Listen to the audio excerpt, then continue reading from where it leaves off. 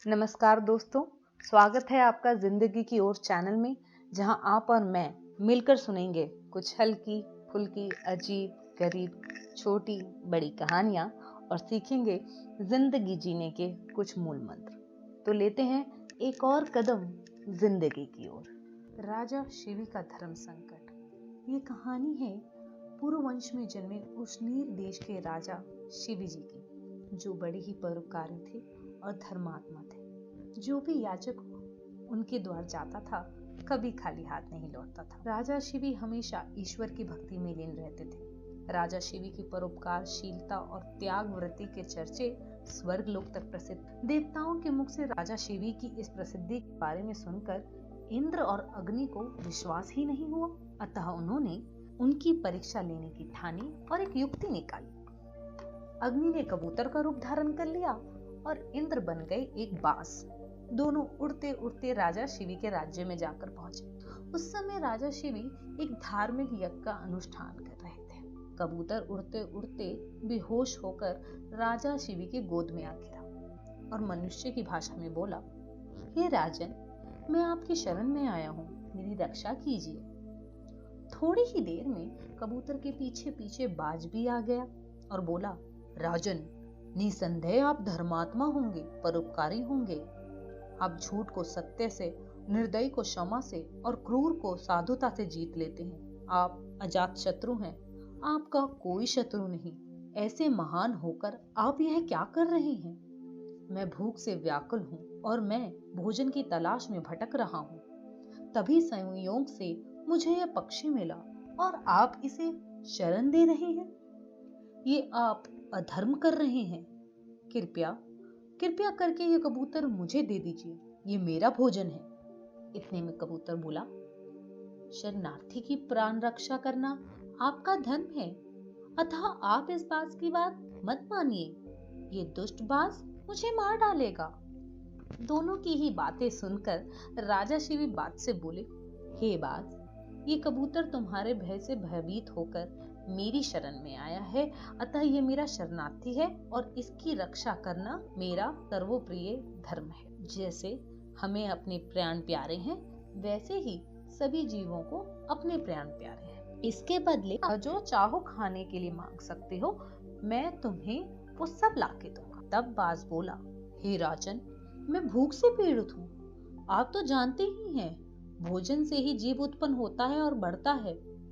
आपको एक कबूतर को बचाने के लिए मुझे और मेरे बच्चों के प्राण लेने का क्या हक है? हे राजन, आप कैसे इस धर्म का अनुसरण कर रहे हैं जो अधर्म को जन्म देने वाला है?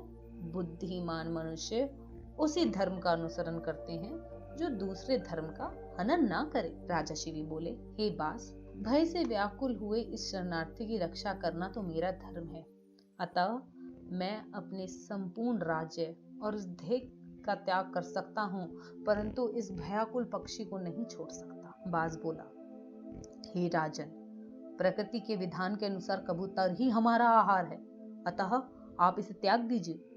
राजा बोला, हे बाज, मैं भी विधान के विपरीत नहीं जाता।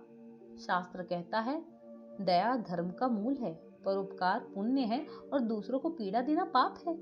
मैं सब कुछ दे सकता हूँ, परंतु ये कबूतर नहीं। तो बाज ने बोला, ठीक है, यदि आपका इस कबूतर के प्रति इतना ही प्रेम है तो मुझे ठीक इसके बराबर तोड़कर अपना मांस दे, जिससे मैं अपनी भूख शांत कर सकूं। मुझे इससे ज्यादा और कुछ नहीं चाहिए। प्रसन्न होते हुए राजा शिवी बोला, हे बाज, तुम जितना चाहो उतना मांस मैं देने को तैयार हूँ। यदि ये क्षण भंगुर देह धर्म के काम ना आ सके तो इसका होना व्यर्थ है।